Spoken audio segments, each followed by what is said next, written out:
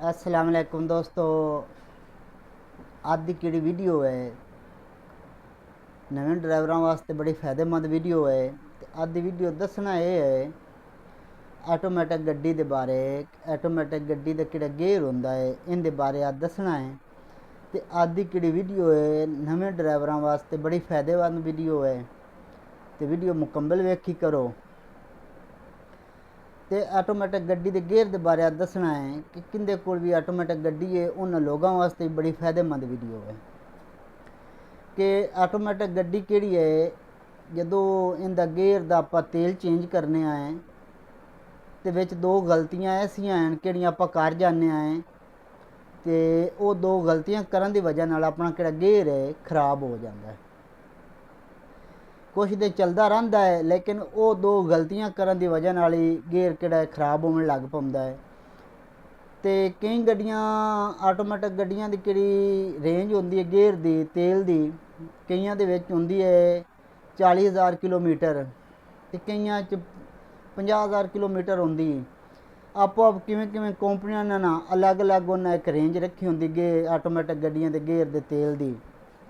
कई हज़ार किलोमीटर तुसीं चला के गड्डी का गेयर तेल दा किहड़ा है तेल ये चेंज करना है। तो हुण आपां जदों भी गड्डी का गेयर का तेल चेंज करने ना दो गलतियां ऐसियां किहड़ियां आपां करने आए ते अज वो दो गलतियां दसने किहड़ियां आपां करने आए। जदों आपां गड्डी दे गेयर का तेल चेंज करने आए तो मेन आपां किहड़ा काम है ये छड्ड दिंदे आए कि auto transmission filter. Auto transmission filter होंदा है गेयर दे विच किहड़ा आपां छड्ड दिंदे आ किहड़ा आपां नहीं चेंज करदे।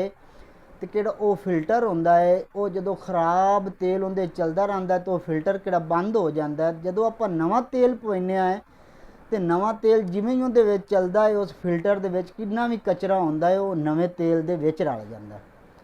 किहड़ा आपां ऑटो ट्रांसमिशन फिल्टर चेंज करने आए तो इहदे नाल पैन गैस किट ये भी आपां नूं लाजमी चेंज करनी चाहिए। ये आपां दो काम किहड़े ने आपां नहीं करदे तो गड्डी का तेल चेंज कर लैने आए। हालांकि किहड़े दो काम ने ये नाल लाजमी करने चाहिए ने।